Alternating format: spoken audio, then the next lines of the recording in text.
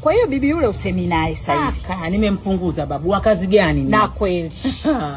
Kwani hujui kama yule bibi mnafiki mbea? Ana roho mbaya. Ana roho mbaya kwa kweli. Na sio roho mbaya. Na ushirikina. Ushirikina pia nao. Hilo nimelisikia. Lakini mama Sulu, unajua juzi nasikia msibani alifanya kufuru. Roho nzuri anayo yule. Moyo huu anao. Siwezi kusema uongo, kusema kweli. Yote 9. Hivi unajua mwenzio nimeachwa. Umeachwa. Ina maana wewe unajua? Sasa si ndo unaniambia. Unavyoniambia tena na mimi si ndo ninaitikia. Yaani kivipi nisikusupport kwenye kila jambo shogangu? Yaani unanisupport. Mama Sulu. Hivi kuna kitu ambacho hujui wewe? Hapa mtaani kwa kweli utaniwa vigumu. Tu hapa mtaani mimi vitu vyote karibu najua. Na unatoka wapi saa hizi? Maana nimesema nisikuulize unaonekana na kuchunguza bure. Unatoka wapi saa hizi?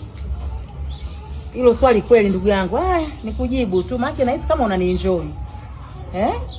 Niangalie. Nywele imejaa. Umeiona nywele? Nywele imejaa. Afu original shoga yangu. Mashallah, mashallah, mashallah, mashallah. Mimi natoka duka la vipodozi shoga yangu hapo.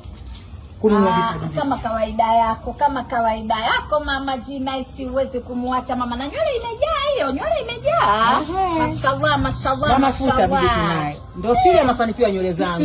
Ni G-Nice. Shoga yangu. Basi haya mimi nipo naendelea na michapuko huko. Haya basi ndio kipilipili chako watembelee G-Nice. Siku si nyingi. Mama Sulu jamani mbea. Kila ninalomwambia analijua. Sasa ngoja nimtege. Mama Sulu! Mama Sulu! Mama Sulu shoga yangu nimesahau. Njoo mama. Niambie shoga yangu. Shoga yangu, unajua kama mtoto wa Kidawa akajifungua. Ana mtoto sasa hivi na yeye. Hivi tuandae mabeseni shoga yangu.